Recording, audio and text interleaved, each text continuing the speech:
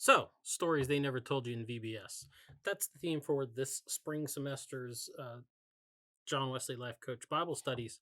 And that's because there's a lot of stories in the Bible that are not used at VBS, and probably for good reason, because it would just confuse a bunch of people, especially little kids. And you don't want to do that when you're trying to educate them in the faith. So, but you guys, you're not little kids, so we can have fun and share some of those stories and talk about them. And so today is the first one. We have already done this on Tuesday and Wednesday in person. So I'm going to try to do that this semester where, since I already have the notes together, I go ahead and I put it on video and put it out there so that if you can't make it during the week, or if you're somebody who is, uh, you know, thinking about coming to UTC or you're an alumni, you can sit in and get a Bible study. So these videos are going to be a bit longer than what we do for the daily Bible readings. So kind of sit back and enjoy them. Today's we're gonna look at. I wasn't really sure what to call this because it's a story about Noah, but it's not the story you're expecting. It's not like Noah and the Ark story. It is what happens after that. And I went through a bunch of different names. I just decided to call it the Hangover because that's what's going on with Noah.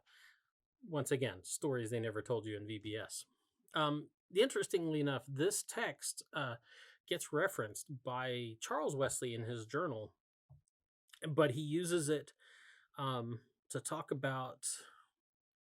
He uses it not in a good way. He uses it in reference to some things that are going on and some attitudes among the preachers in the early Methodist societies. One is particular.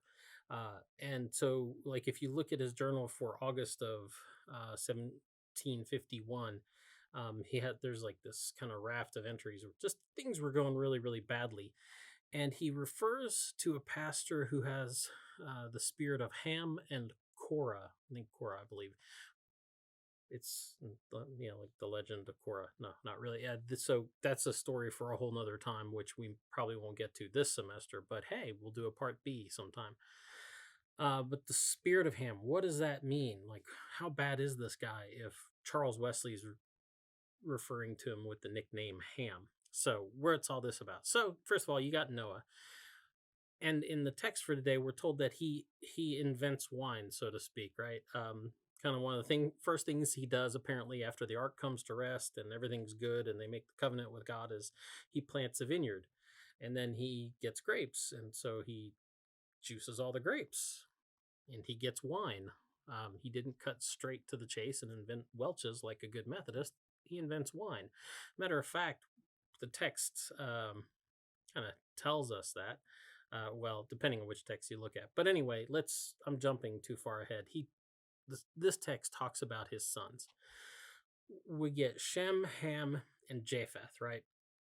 Uh, from the whole earth, they were populated from these three guys, right? And if you look later on in the chapter in 9 and 10, and then 11, that's really important because it tells you exactly what nations came from them. So, and that's an important part of this. But Ham is specifically called out as being the father of Canaan. So it talks about Shem, Ham, and Japheth, and from the whole world, these was populated after the flood from these guys. But Ham was the father of Canaan. That's important. Shem and Japheth's children aren't specifically named at this point, so we should probably pay attention to this call out. Noah, like I said, he makes wine. He does what you do with wine, you drink it, and he gets bad off. Let's just put it that way. He makes wine, he drinks it. Some versions, specifically the ones that rely more on the Hebrew, like I said, they say that he was the first to plant a vineyard. Seems then to have been the first to invent wine, and apparently he was the first to invent drinking too much, and the first to invent passing out, and then consequently the first to invent, according to the story, passing out naked.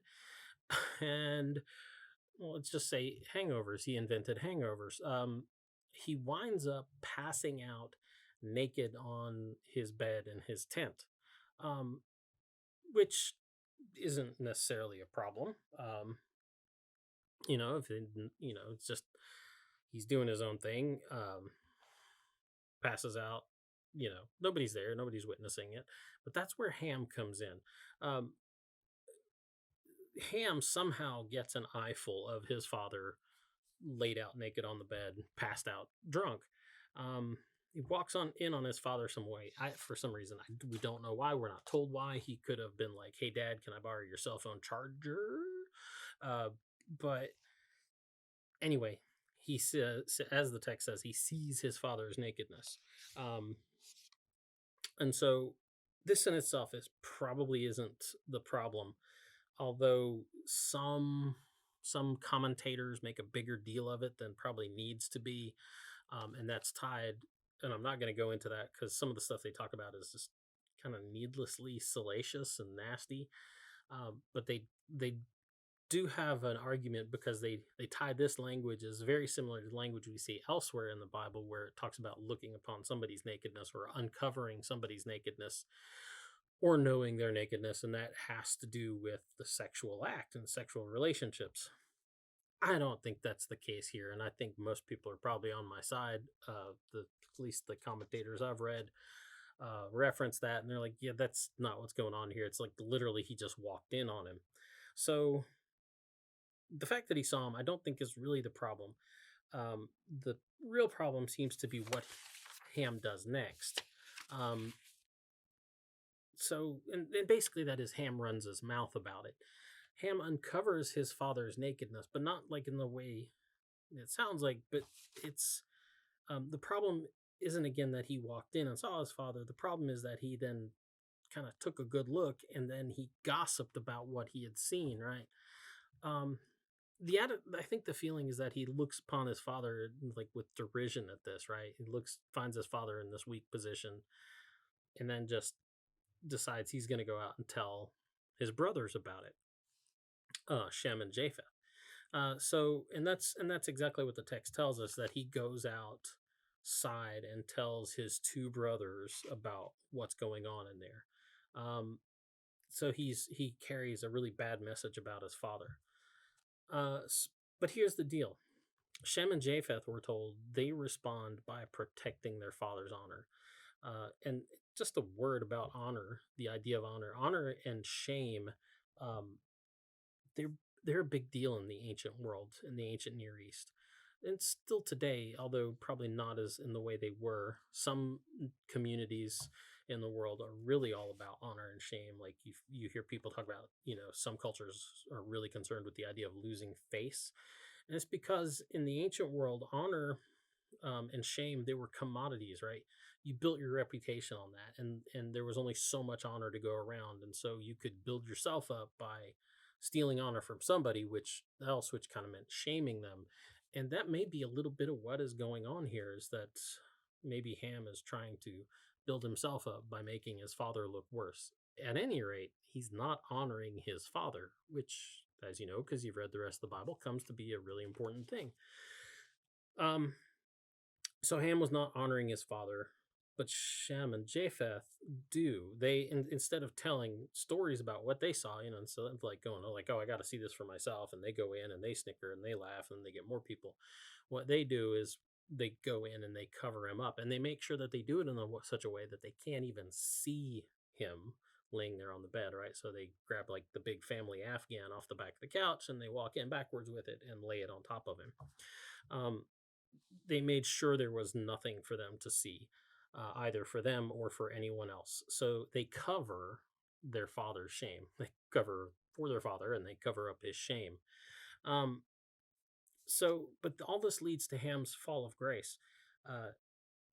Eventually Noah wakes up, and I'm sure he probably did not feel great when he woke up. But he wakes up and realizes that something's not right. He probably wakes up and realizes that he's naked under the blanket, and then he wakes up and has probably vague recollections, I'm guessing, and then wonders like, hey, where did this blanket come from? And so questions get asked and answers get given, and it comes around to, oh, well, how did you know that I was naked in there in my own tent, in my own private tent? Well, Ham told us he what? And so it doesn't bode well for Ham. Ham is Ham is uncovered when Noah wakes up. Noah, understandably, like I said, woke up with some questions, and the answers led back to Ham. Ham goes from being second in line to being the youngest. Remember, at the beginning of this, you have Shem, Ham, and Japheth, and Ham is second in that list, which I would suspect means that he was second in birth order, which means he's like second on the list of inheritance, so he's probably going to do pretty well. Japheth, maybe not so much. Now he's listed as the youngest, which means there's a good chance that he no longer has an inheritance. He's no longer considered a full heir. And so I suppose he lost his inheritance and his place in line. But it doesn't just cost him. This is where it gets a little strange. It costs his son and his descendants. Remember, we're told Ham, whose son was Canaan. He actually had more sons. If you go into the next chapter, it lists who the descendants of Ham are, like other nations. Like, got to keep in mind, the names you see here are the names of nations, right? Later on, so like Egypt descended from Ham. So it costs not just him but his son, specifically Canaan. And Noah's curses that are about Ham are actually directed at Canaan. They fall on Canaan. So Canaan, if you think ahead and you remember the story ahead, he becomes he's the progenitor, right, of all those tribes who are dispossessed when God gives the land of Canaan to the Israelites.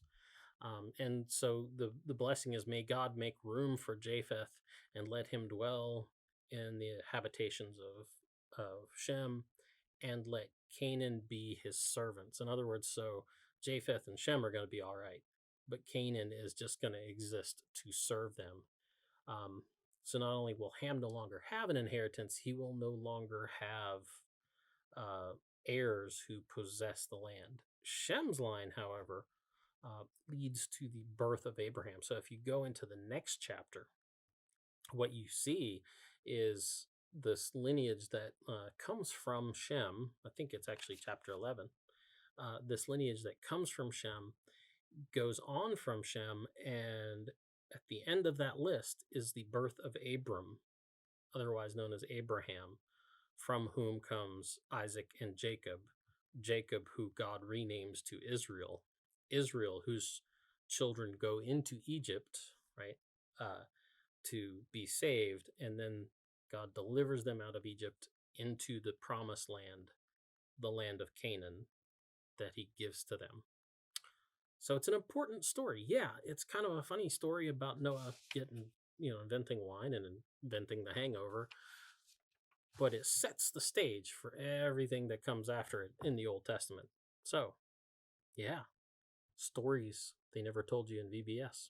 Anyway, we'll be back next week. We've got another story from Genesis, so you don't want to miss that. And if you're on campus, you can join us either in the UC on Tuesday afternoons at 2 or Wednesday mornings in West Campus at the Einsteins, and you can get a nice bagel and some coffee, and we'll talk about stories you never heard in VBS.